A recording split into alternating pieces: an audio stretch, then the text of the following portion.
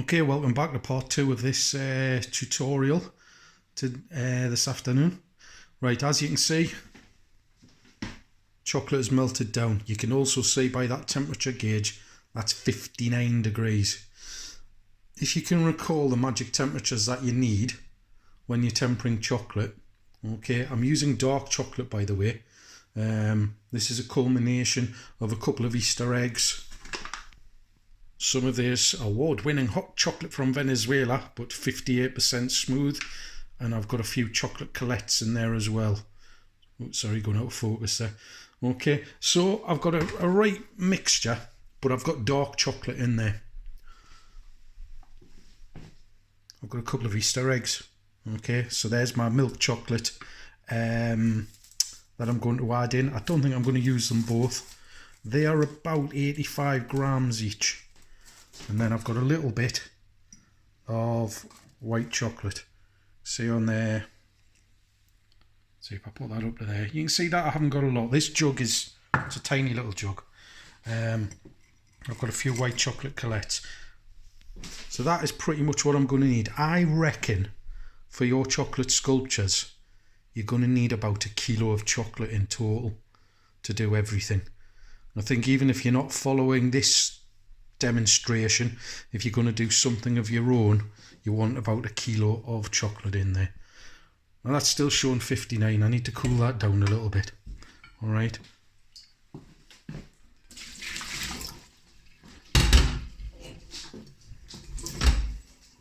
Just going to put a little bit of cold water into that pan.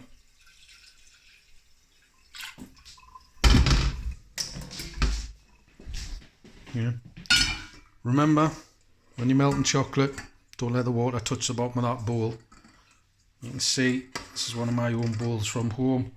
It's kind of a round bottom, but also a flat bottom to the bowl. So it's not touching that water.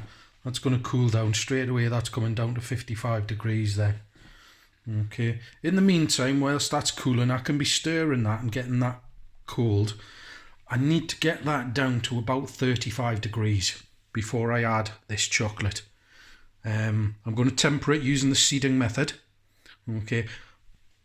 As you can see from my bench here, I don't have marble, I'm afraid, and I certainly don't have any micrio here. So I need to temper it using the seeding method, and that's what I will do. What I also have for today's session, I've got a piping bag. Now I luckily already had one of these.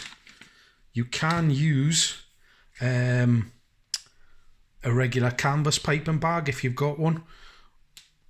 And if you haven't got a piping bag, use, I don't know if I've got one, but like a bag like this, if the chocolate's down to about 35 degrees or so, you can put it in there and just nip the corner as you usually would.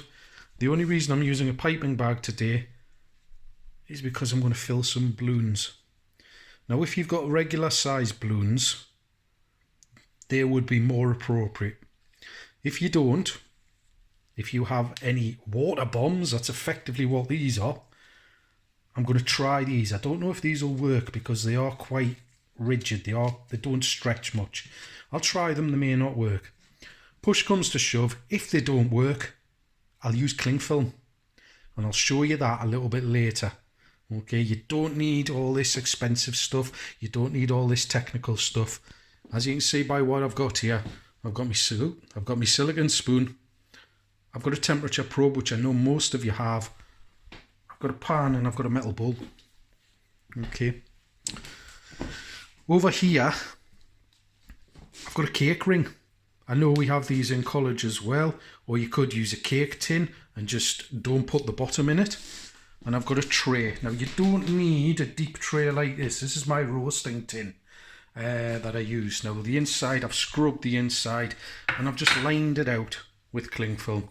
And I'm going to use this and I'm going to put it in. And what I'm going to do is, once this has cooled down sufficiently, and I've smashed one of these up and mixed it with this and mixed it all with my chocolate, it's going in there and I'm going to smooth it off. Job done. That's that one done. Okay. Then we'll do the pebbles. Alright. Right. I'm going to keep cooling this down.